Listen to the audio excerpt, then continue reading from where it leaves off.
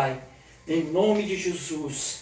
Amém e amém. Graças a Deus. Aleluia. Saúde a igreja com a santa e gloriosa paz do Senhor. Amém. Desde já agradecer os irmãos que estão nos acompanhando em casa aí. Alguns irmãos conseguiram ler ali, a irmã Fabiane, a irmã Bruna, o pastor Rogério, irmão Júnior, irmão André. Tem mais irmãos aí, mas não deu para gravar todos. Mas quem? Daniela Coutinho. Daniela Coutinho. André Trovão. André, já falei. Vamos lá. Edna Vieira. A irmã Edna. Enfim, todos os nossos irmãos que estão acompanhando aí, amigos. Diego A Azevedo. graça e a paz e uma boa noite a todos. Vou tentar ser breve. Vou ser breve, né? Tenho a prática de ser breve. Gostaria de partilhar com os irmãos a palavra do Senhor Jesus Cristo, que se encontra no livro de Atos dos Apóstolos.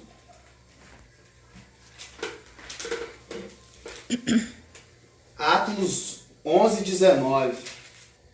Nós vamos estar falando hoje sobre a igreja missionária de Antioquia, onde foi o berço missionário do apóstolo Paulo, do Barnabé, seu companheiro de missões.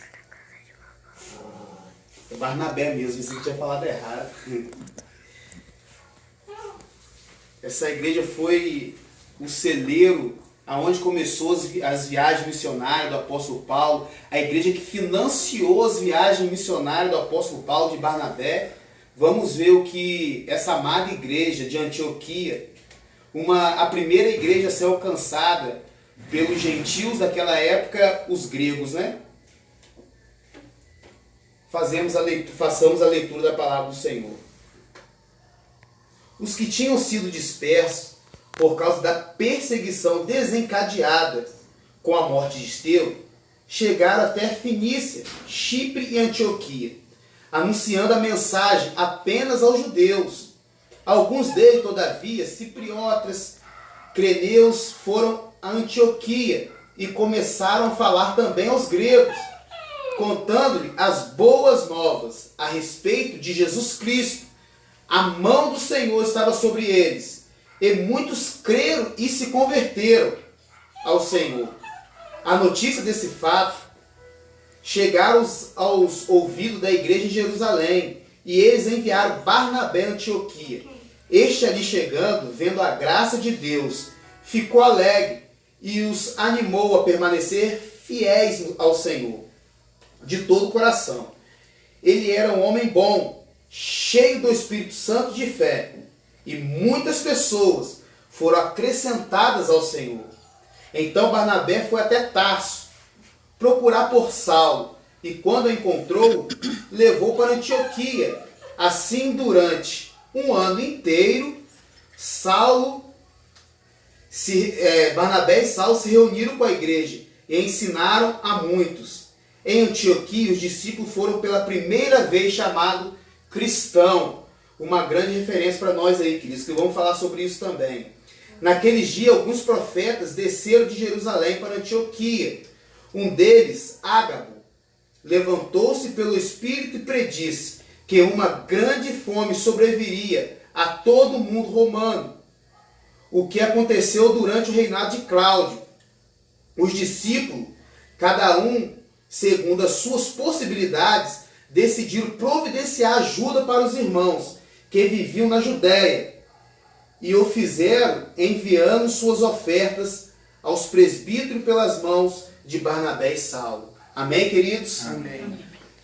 Irmãos, para entrar nesse texto, vamos estar falando um pouco do contexto que começa muito lá atrás, ou um pouco lá atrás, com Estevão.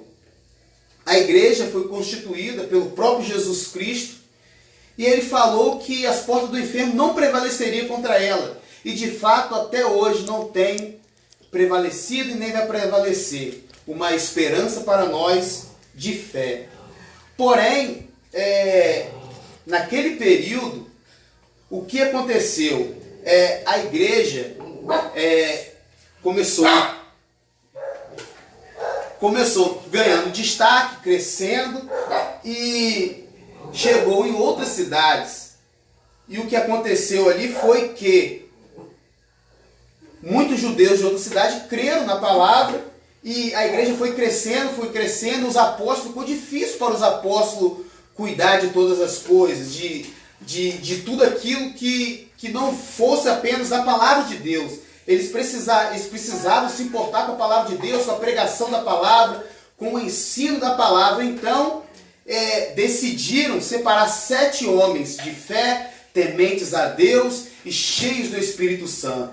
Entre esses homens estavam Estevão e Filipe. Mas Estevão, separado como diácono da sua época, apenas como diácono para cuidar das viúvas, cuidar das finanças, dos mantimentos das viúvas ali, ele começou ganhando destaque no meio do povo. E Deus fez grandes maravilhas e sinais através de Estevão. A primeira reflexão que eu faço para nossas vidas aqui, queridos, é que Deus, diferente de homens, Deus não se preocupa com rótulos.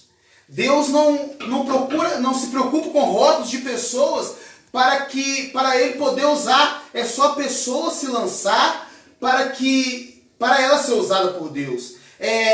De imediato não era para Estevão fazer grandes sinais e maravilhas assim, ser um grande pregador da palavra e apenas servir como diácono. Mas tinha algo sobrenatural sobre a vida de Estevão, que era o Espírito Santo de Deus. E é isso que faz toda a diferença, querido. O mesmo Espírito Santo de Deus, embora com ministérios diferentes, estava sobre a vida de Pedro, estava da vida sobre dos outros apóstolos, está sobre a vida dos pastores, está sobre a vida dos diáconos, está sobre a vida do irmão comum.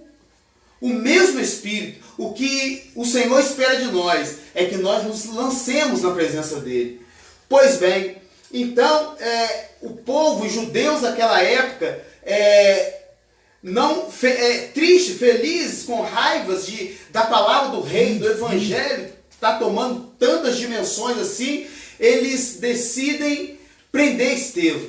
E o prendem e fazem falsas acusações e mata Estevão apedrejado. Então o que acontece ali? Por que eu estou dentro desse contexto, querido? Para que nós venhamos saber por que a igreja se espalhou ali. Porque a igreja então só estava ali em Jerusalém. E Jesus falou: vocês não vão ser minha testemunha só em Jerusalém, mas também na Judéia, em Samaria, em todos os confins da terra. Então depois da morte de Estevão, houve um terror sobre a igreja. A igreja se sentia oprimida, com medo dos açoites, com medo de ser presa, com medo de ser proibida de buscar o Senhor, de louvar o Senhor.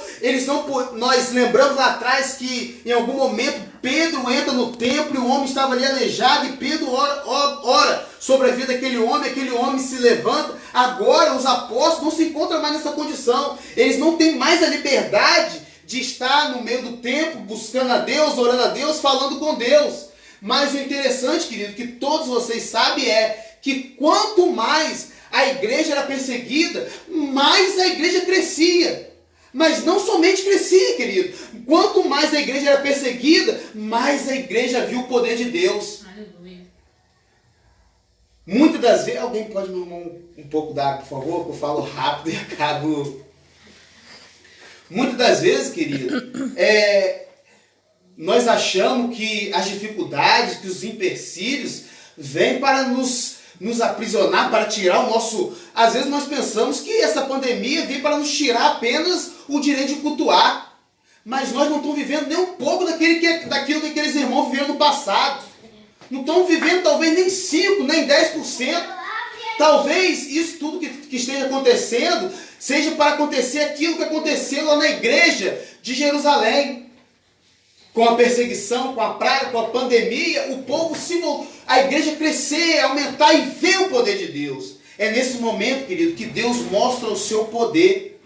E por esse motivo que a igreja agora, Pedro vai para a casa de Cornélio, pega a palavra ali, e ele vê um lençol ali, e Deus manda ele comer os alimentos ali, ele falando que não ia comer de alimento impuro, e Jesus fala para Pedro: como que você...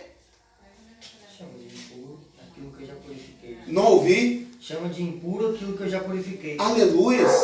E pela terceira vez, Pedro ouvindo isso, Pedro entende a mensagem de Jesus.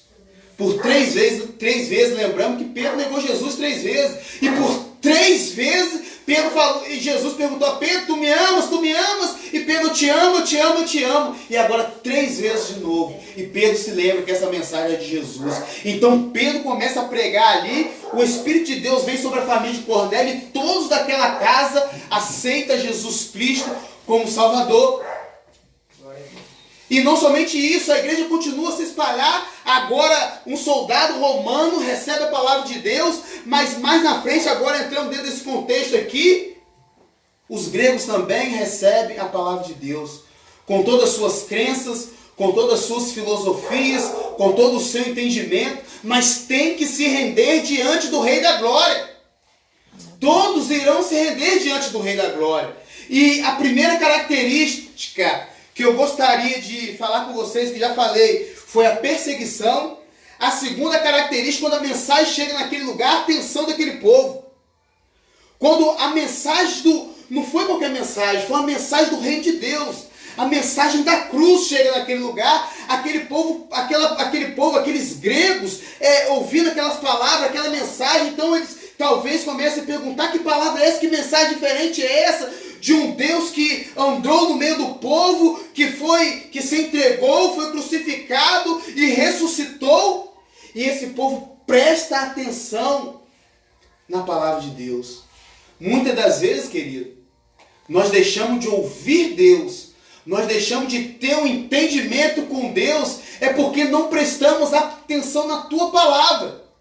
Prestar atenção na palavra de Deus faz toda a diferença para nós, porque é a palavra de Deus que traz vida, é a palavra de Deus que faz brotar raízes, é a palavra de Deus que faz brotar alicerce, é a palavra de Deus. Então, o que eu gostaria de falar para vocês é isso. A segunda coisa, a primeira coisa, a perseguição não vem para nos destruir. A segunda coisa, a atenção, precisamos de atenção. E a terceira coisa, quando a palavra chega naquele local, eles creram. Mas não somente creram, queridos. Aquele povo, quando escuta a mensagem da cruz, a mensagem de Jesus Cristo, o Evangelho, as boas novas, que agora tinha um escape, que agora tem salvação, aquele povo crê no Senhor Jesus. Aqui está toda a diferença, querido. Crê em Jesus. Como foi estudado na escola dominical da semana, que o próprio Deus nos dá fé para a gente crer nele. E Deus, a mão do Senhor, diz o texto, que estava sobre aquele povo. E quando a mão do Senhor estava sobre aquele povo creu no Senhor. Mas não somente creram, eles se converteram. Mudança de atitude, mudança de hábito. Os hábitos que eles tinham mudaram. As atitudes que eles tinham mudaram. Porque a conversão é isso, é mudança de mente, mudança de direção, mudança de alvo. O alvo deles agora não estava nas coisas, nos objetos, nas suas filosofias, nos seus livros, no todo o seu intelecto, não. Nas inúmeras coisas que tinha lá no território da Grécia, mas não somente ali, mas agora eles tinham um novo alvo: Jesus Cristo. Quem é o nosso alvo, queridos? Jesus Cristo. Jesus Cristo. Jesus Cristo é o nosso alvo. E o quarto ponto que eu gostaria de citar para vocês, minha esposa pediu para falar mais devagar. Não, para você parar de se mexer. Ah, Desfoca. Tá. O quarto ponto, uma confissão pública. Aquele povo não somente creram, não somente se converteram. Obrigado, irmão.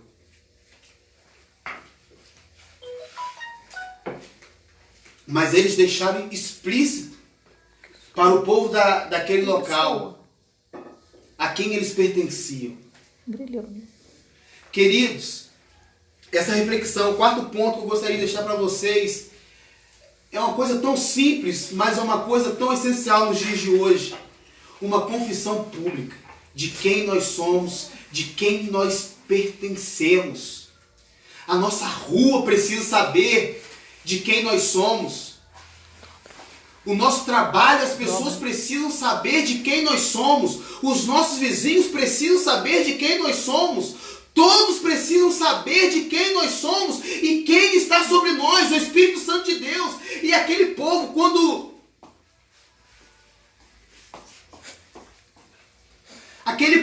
recebe aquela palavra, eles não se conteve. Eles logo saíram deixando todo mundo saber de quem eles pertenciam, que agora eles tinham uma nova crença. Aleluia!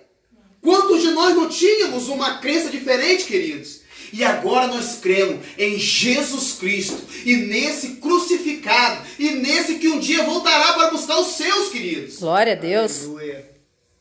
O quinto ponto que eu gostaria de falar para vocês a respeito da igreja da Antioquia.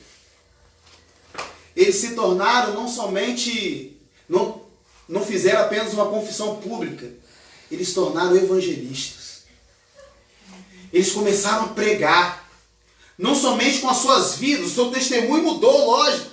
As vestes talvez não era a mesma, a maneira de falar talvez não era a mesma, o seu modo de cultuar não era o mesmo. Mas agora eles começaram a falar a respeito de Deus.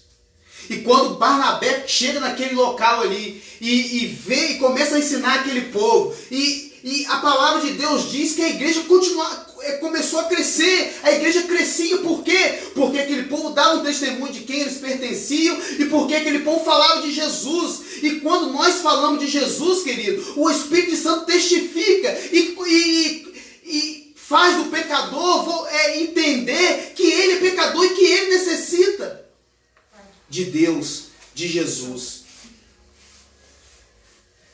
O sexto ponto, querido, tornando rápido por causa da hora. O sexto ponto é amor pelos irmãos. Sabe por quê? Por que amor pelos irmãos? Porque aquele povo estava lá buscando a Deus. Barnabé e Saulo, durante um ano inteiro pregando a palavra ali, ensinando aquele povo a respeito de Jesus Cristo, de como o Filho de Deus viria, de como ele veio. Mas se levanta um profeta ali, como nós lemos, Ágabo, e ele profetiza que viria uma grande fome naquele lugar, naquele local. E como veio? E o que aqueles irmãos fizeram, queridos?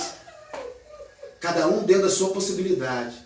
Eles arrancaram das suas finanças, arrancaram do seu dinheiro e ofertaram aqueles dois apóstolos para ofertar aos irmãos que estavam passando necessidade.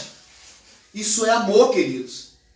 Aquele povo ofertou. Sabe por quê, querido? Ele não ofertou o seu vizinho que ele conhecia. Ele não ofertou o irmão que ele conhecia, que estava próximo. Eles ofertaram uns irmãos que se encontravam distante, numa terra distante, mas que eles sabiam que iria passar por necessidade. Ter amor é isso, queridos. É o amor de Cristo que nos constrange. Eles não fizeram isso porque eram bonzinhos, não. Eles fizeram isso porque eles agora eram nova criatura. Porque eles sabiam que tinha que abraçar a causa. E que causa? O reino de Deus. Nós precisamos abraçar essa causa, querido. Precisamos observar os nossos irmãos que se encontram em casa, principalmente os que estão talvez enfermos, os idosos. Abraçar esses irmãos, os necessitados, que carecem de alguma ajuda. Isso é o amor de Cristo. E é isso que essa igreja nova, querido, uma igreja nova de 1 ano, de 2 anos, aprendeu a fazer com tanto amor, com tanta paixão. Um amor que talvez que eu com 10 anos de cristão não tenho. Mas essa noite eu aprendo com essa igreja a ajudar, a ter amor um pelos outros. O 7º ponto que eu gostaria de falar para vocês é o local de oportunidade. Um local que tem a pregação da palavra, como foi ensinado por Barnabé e Saulo. Um local que tem a manifestação do Espírito Santo de Deus. Um local onde tem pessoas nascidas de novo. Como o texto fala que eles eram. É local de oportunidade para trabalhar. Nem todo mundo foi chamado para pastor. Nem todo mundo foi chamado para missionário. Nem todo mundo foi chamado para ministério de louvor. Mas todo mundo tem um chamado, queridos. E Barnabé chega naquele local ali, começa a ensinar, e a igreja começa a crescer e observa, olha, eu sozinho não vou conseguir. Então ele vai lá e chama Saulo para ajudar, vai lá em Derbe e chama Saulo para ajudar ele nessa obra. E os dois começam a trabalhar ali, e ali surge uma grande oportunidade para Barnabé e Saulo começar a sua obra missionária. Talvez se não fosse essa igreja, queridos, se não fosse a ajuda dessa igreja, se não fosse a finança dessa igreja, nós nem saberíamos quem era Barnabé e quem era Saulo. Sabia disso, queridos? Então esse é um papel da igreja, esse é o nosso papel de financiar, não financeiramente só, mas financiar pessoas, sonhos de pessoas, projetos de pessoas, fazer pessoas se movimentar, fazer pessoas a estarem andando, caminhando, fazer pessoas alcançar aquilo que Deus tem para a vida dela. Aleluia. E para finalizar, o 8º ponto que eu gostaria de finalizar, de acrescentar para nós, é o seguinte: fazendo tudo isso, sabe que a fama que aquele povo ganhou, sabe de quê? De cristãos. Pela primeira vez, a igreja foi chamada de cristãos. Mas cristão por quê, querido? Será que eles andavam como Cristo andou? Será que eles falavam como Cristo falava? Sabe por que eles eram conhecidos como cristãos, queridos? Porque era claro que eles pertenciam a Cristo. Glória a Deus. Eles foram reconhecidos naquele local ali porque eles pertenciam a Cristo. Ele tinha um Pai que é Jesus Cristo. As suas atitudes agora eram parecidas com a de Jesus Cristo. Então as pessoas daquela cidade, os irmãos daquela cidade, os apóstolos que talvez ficaram sabendo daquela cidade, Paulo que chegou naquela cidade, esse povo é diferente. O que está acontecendo com esse povo? Só tem um motivo para esse povo agir dessa forma, por esse povo ser um povo amoroso, para esse povo ser um povo que presta atenção na palavra, para esse povo ser tudo isso, para ser uma igreja avivada. Só pode ser uma coisa: esse povo é cristãos, esse povo pertence a Cristo. E o ponto-chave dessa mensagem é esse, querido. Nós somos cristãos. Usando o exemplo dessa igreja aqui, nós somos cristãos, querido. Ser cristão não é ter roupa de cristão. Ser batizado, tem pessoas que acham que porque ela foi batizada nas águas, ela é cristão. Porque ela toma Santa Ceia, ela é cristã. Porque ela veste roupa de crente, ela é cristã. Porque ela fala como crente, ela é cristã. Não, queridos, não é isso que faz de nós cristãos. Isso tudo é bom, acrescenta para nossas vidas, mas só tem uma forma, um método de nos tornarmos cristãos: é se pertencermos a Cristo, se Cristo nos chamar para sermos cristãos, querido. E o convite que eu quero fazer para você em tua casa, o convite que eu quero fazer nessa noite para nós: seja um cristão. Se a palavra de Deus está queimando no teu coração nessa noite, não é por acaso, é o Espírito Santo que está ministrando na tua casa, é o Espírito Santo que está ministrando sobre a tua vida. E o convite que eu quero fazer para você é: seja cristão, nasça de novo, pertença a Cristo. Aleluia. E assim eu encerro a palavra e passo para o pastor. Amém.